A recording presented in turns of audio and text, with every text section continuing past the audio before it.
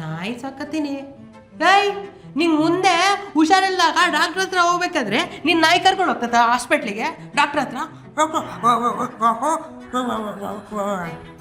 ನೀನ್ ಮಾತೃ ಆಗೋವರೆಗೂ ನಾನು ಮಾತ್ರೆ ತಗೊಳಲ್ಲ, ನೀ ತಾಯಿ ಆಗೋವರೆಗೂ ನಾನು ಥಾಯ್ಲ್ಯಾಂಡ್ಗೆ ಹೋಗಲ್ಲ. ನಿನ್ ಮಕ್ಳು ಮಾಡ್ಕೊಂಡಿಲ್ಲ ಅಂತಂದ್ರೆ ನಿನ್ ಗಂಡಗೆ ಏನೋ ತೊಂದರೆ ಐತೆ ಅಂತ ಅನ್ಕೊಂಡ್ಬಿಡಲ್ಲ. ಜಗತ್ತಿಗೆ ಗೊತ್ತಾಗದ್ ಬೇಡ ಗಂಡಸು ಅಂತ. ನೀನ್ ಮಾತ್ರ ನಿನ್ ಗಂಡನ್ ಡ್ಯಾಡಿ ಅನ್ಬೋದು, ಬೇರೆ ಯಾರು ಡ್ಯಾಡಿ ಅನ್ಬಾರ್ದಲ್ಲ. ನಮ್ ತಾತ ಅಜ್ಜಿ ಕಾಲಾಗೆ 9 ಮಕ್ಳು ಮಾಡ್ಕೊತಾ ಇದ್ರು. ಅವ್ರಿಗೇನು ಪ್ರಾಬ್ಲಮ್ ಇರ್ತಾ ಇರಲಿಲ್ಲ, ಬರೀ ಸೊಲ್ಯೂಷನ್ಸೇ ಇರ್ತಾ ಇತ್ತು. ನೀನ್ ಒಂದ್ ಮಾಡ್ಕೊಳಕ್ ಹಂಗ್ ಮಾಡ್ತೀಯಲ್ಲ. ನಮ್ ಹಿರಿಯರು ನಿಂತರ ಯೋಚನೆ ಮಾಡಿದಿದ್ರೆ ನೀನ್ ಇರ್ತಿದ್ದ. ಅಷ್ಟು ಸ್ವಾರ್ಥಿಯಾಗಿರ್ಬಾರ್ದು ಸ್ವಾರ್ಥಿ. ಎಗ್ ಫ್ರೀಜ್ ಮಾಡ್ತೀನಿ. ನಮ್ಮ ಮನೇಲಿ ಏನು ಫ್ರಿಡ್ಜ್ ಇದೆ ಅಂತ ಅನ್ಕೊಂಡಿದ್ಯಾ ನೀನು? ಬಡವ್ರು ನಾವು. ನೀನೇನ್ ದೊಡ್ಡ ದೀಪಿಕಾ ಪಡ್ಕೊಂಡೆ ಇವಳು.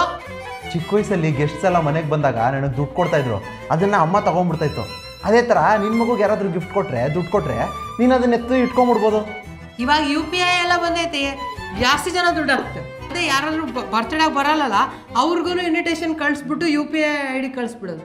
ಅವ್ರೂ ದುಡ್ಡು ಹಾಕ್ತಾರೆ. ಇವಾಗ ಬರ್ದೇ ಇದ್ದವ್ರು. ಮಕ್ಕಳು ದೇವ್ರ ಸಮಾನ, ದೇವ್ರನ್ನೇ ಬೇಡ ಅಂತ್ಯಾ? ಏತಿಷ್ಟು ಕಡೆ ನೀನು, ಏತಿಷ್ಟು ನೀನು. ಅತಿ ಹೇಳ್ತಾಳೆ ಇವಳು, ಅತಿ ಇಷ್ಟು ಇವಳು. ಫೇಕ್ ಫೆಮಿನಿಸ್ಟ್ ಕಣ ಇವಳು. ಫೇಕ್. ಆಲ್ರೆಡಿ ಜಗತ್ನಾಗ ಜಾಸ್ತಿ ಜನ ಇದ್ದಾರೆ. ಇವಳಿಗೆ ಎಜುಕೇಶನ್ ಕೊಡ್ಸಿದೆ ತಪ್ಪಾಯ್ತು. ನೀನು ಈ ಥರ ಸ್ವಂತ ಬುದ್ಧಿ ಎಲ್ಲ ಉಪಯೋಗಿಸ್ಬಾರ್ದಮ್ಮ.